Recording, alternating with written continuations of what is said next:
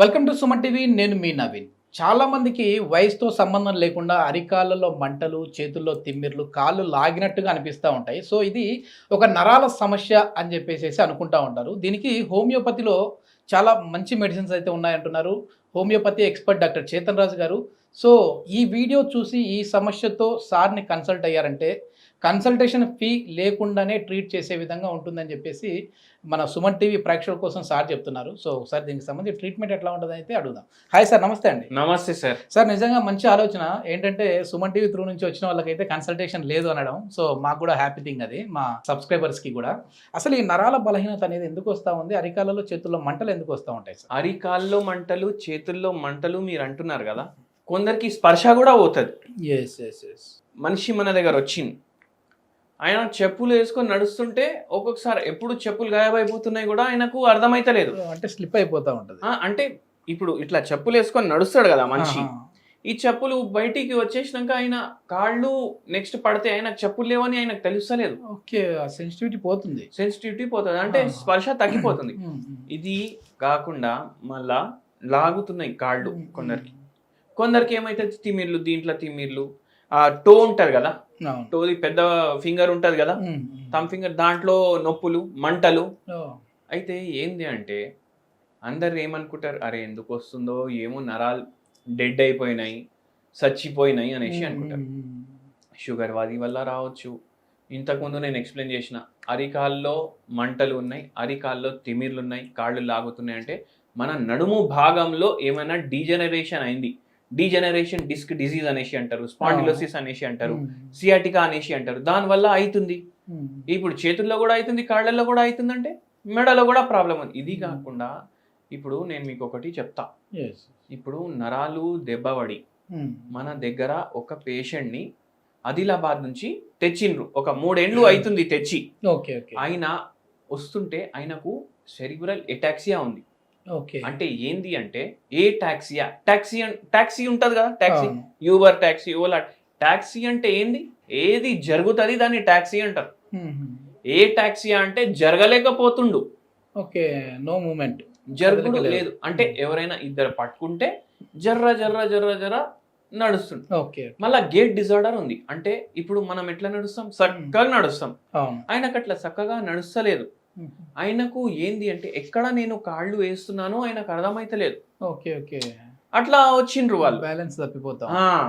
అయితే ఇది ఎందుకైంది అంటే స్ట్రోక్ వల్ల అయింది. ఇప్పుడు పక్షవాతం ఉంది. పక్షవాతం వస్తుంది కదా, ఈ చేతిలో ఉన్న నరాలు డ్యామేజ్ అవుతాయా మీరు చెప్పండి? డ్యామేజ్ కావు. చేతుల్లో ఉన్నవి, కాళ్ళలో ఉన్నవి డ్యామేజ్ కావు. ఇది బ్రెయిన్ లో స్ట్రోక్ వస్తుంది.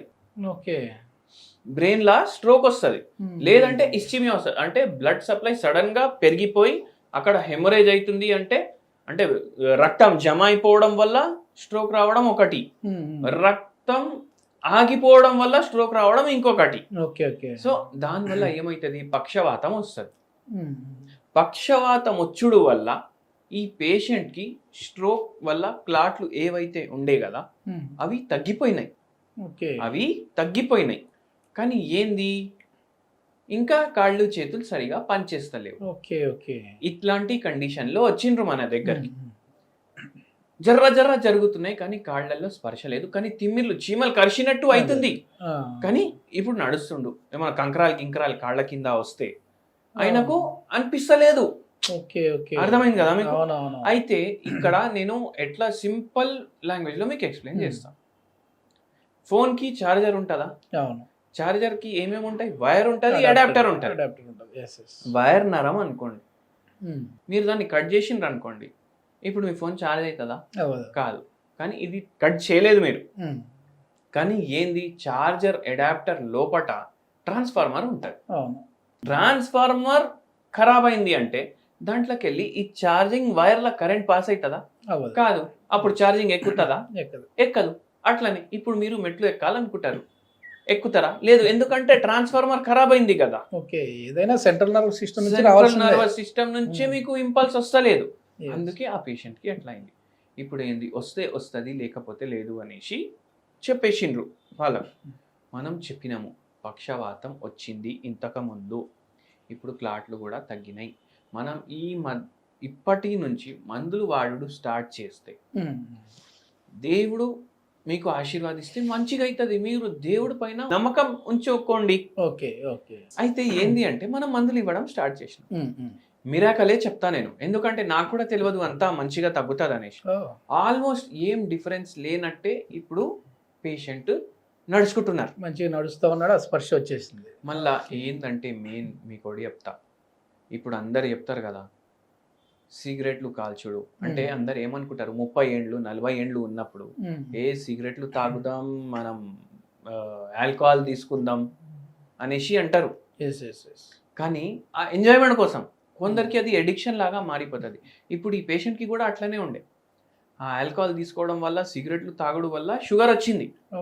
షుగర్ని కంట్రోల్ చేసుకోలేదు, అది ఏమైంది స్ట్రోక్ లాగా దెబ్బ తిన్నది బాడీ. ఇవన్నీ కలిసి వచ్చినాయి. అయితే అందుకే మన హెల్త్ గురించి, మన ఆరోగ్యం నుంచి మనం ఆలోచించుకోవాలి. ఇప్పుడు ఒక హోమ్ రెమెడీ కూడా చెప్తాను.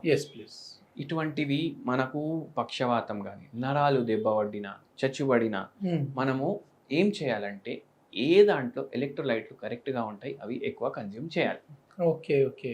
ఫ్రూట్స్ ఉంటాయి కదా, స్పెషలీ యాపిల్, దాంట్లో ఐరన్ ఉంటుంది. యాపిల్ ఒకటి, బీట్రూట్ ఒకటి. ఓకే. ఇవి రెండు, ఇవి కాకుండా మళ్ళీ క్యారెట్ ఒకటి, ఏబిసి అంటారు దీన్ని. ఓకే. ఏమంటారు? ABC. Apple, beetroot, carrot. Okay. చాలా మంది ఏం చేస్తారు, దీన్ని జ్యూస్ తీసి తాగుతారు, దాన్ని ఏబిసి జ్యూస్ అంటారు. Okay okay. ఏబిసి మీరు డైలీ గ్రైండ్ చేసుకోండి. ఇది ఫిల్టర్ చేస్తే జ్యూస్ అవుతుందా?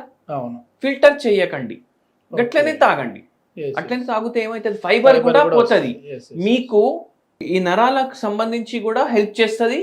దాని తర్వాత మీకు బై ఛాన్స్ కాన్స్టిపేషన్ కూడా ఉంది అంటే దాంట్లో కూడా హెల్ప్ చేస్తుంది మనకు. ఫైబర్ రిచ్ ఉంటుంది కదా.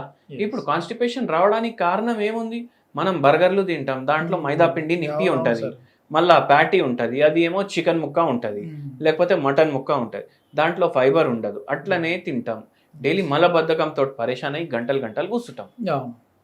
అది కూడా తగ్గుతుంది, మనకు జర నరాలు కూడా మంచిగా అవ్వడానికి పనిచేస్తుంది.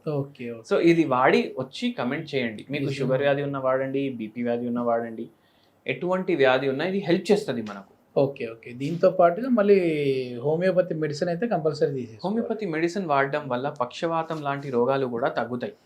ఒక్కసారి అయితే నరాలు దెబ్బపడి ఇట్లా జస్ట్ చిన్న ఇట్లా చాలా మైల్డ్ స్ట్రోక్ వచ్చింది. మైల్డ్ స్ట్రోక్ వచ్చినప్పుడే పేషెంట్కి తెలిస్తే మనం అప్పుడే ఒకటి మెడిసిన్ ఇచ్చినాం పేషెంట్కి.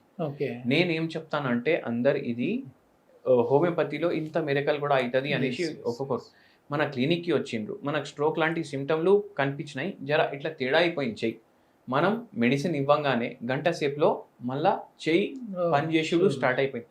ఆ లోపు వాళ్ళు హాస్పిటల్కి వెళ్ళిండ్రు, అక్కడ కూడా చెకప్ చేయించుకుంటే వాళ్ళకు తెలిసింది చిన్న చిన్న క్లాట్ ఉంది అనేసి.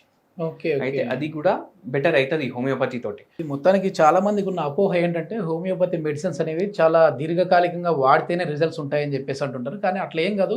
సో హోమియోపతిలో కూడా చాలా మెరాకిల్స్ చేయొచ్చు. 1 అవర్లోనే మనం రిజల్ట్స్ కనపడ్డాయి, అంటే స్టార్టింగ్ స్టేజ్లో వచ్చినప్పుడు 1 అవర్లోనే రిజల్ట్స్ కనపడ్డాయి అంటున్నారు. సో ఏదైనా ఈ పెరాలసిస్ కావచ్చు, లేదంటే నర్వ్కి సంబంధించిన డిసీజ్ కానీ ఉన్నాయి అంటే హోమియోపతిలో ది బెస్ట్ మెడిసిన్స్ ఉన్నాయంటున్నారు celebrity homeopathy expert doctor Chetan Raju గారు. సో ఈ సమస్యతో ఎవరైనా బాధపడతామంటే కింద ఇస్తున్న కాంటాక్ట్ నెంబర్ ద్వారా మీరు సార్ని కన్సల్ట్ అవ్వచ్చు. మన సుమన్ టీవీ త్రూ నుంచి ఈ వీడియో చూసి వెళ్ళిన వరకు అయితే consultation free. Thank you sir.